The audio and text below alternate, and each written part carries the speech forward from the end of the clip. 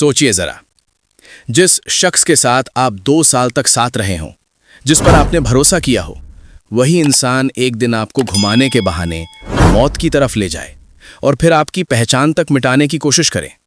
सवाल यह है, क्या यह सिर्फ एक प्रेम कहानी थी या पहले से रची गई एक खौफनाक साजिश? और आखिर ऐसा क्या हुआ कि प्यार का अंत इतनी बेरहमी से हुआ? नमस्कार, मैं हूं संजीव भारद्वाज। आज हम बात कर रहे हैं एक ऐसे हत्याकांड की जिसने हिमाचल, हरियाणा और उत्तर प्रदेश तीनों राज्यों को हिला कर रख दिया है। हिमाचल प्रदेश, जिसे देवभूमि और सुकून की जगह माना जाता है, जहां हर साल लाखों सैलानी आते हैं, वहीं 6 दिसंबर 2025 को एक प्रेमी जोड़ा भी घूमने पहुंचा। 27 साल का बिलाल उत्तर प्रदेश का रहने वाला और उसके साथ 30 साल की उमा, एक हिंदू विवाहित महिला। लेकिन किसी को क्या पता था कि यह सफर घूमने का नहीं बल्कि मौत का आखिरी सफर बनने वाला है। सिरमौर जिले के पावटा साहिब में होटल में कमरा नहीं मिला तो दोनों हरियाणा की तरफ निकल गए। अगले ही दिन 7 दिसंबर को हरियाणा में एक खेत से उमा की सिर कटी लाश बरामद होती है, बिना कपड़ों के, पहचान मिटाने की कोशिश के साथ। सवाल उठता है, इतनी बेरहमी क्यों? इतनी नफरत कहां से आई? पुलिस की जांच आगे बढ़ी, कड़ियां जुड़ती गईं और शक की सुई उसी शख्स पर आकर टिक गई जो आखिरी बार उमा के साथ देखा गया था, बिलाल।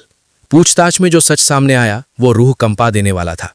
उमा, जिनका एक दिव्यांग पति और 8 साल का बेटा है, पति से विवाद के बाद सहारनपुर में किराए पर रहती थीं।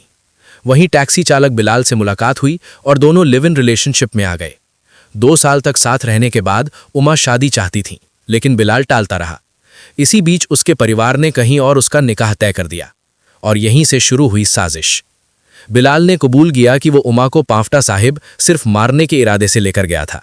होटल में कमरा नहीं मिला तो यमुनानगर के कलेसर जंगल में बेल्ट से गला घोंटकर उसकी हत्या की और फिर पहचान मिटाने के लिए सिर धड़ से अलग कर दिया।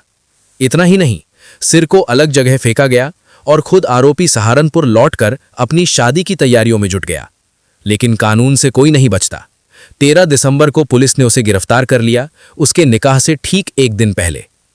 आज सवाल सिर्फ एक हत्या का नहीं है, बल्कि भरोसे, रिश्तों और समाज की उस सच्चाई का है जहां प्यार, डर और स्वार्थ कभी-कभी इंसान को हैवान बना देते हैं। आप क्या सोचते हैं? क्या ऐसे मामलों को रोका जा सकते हैं और कैसे? अपनी राय जरूर दीजिए।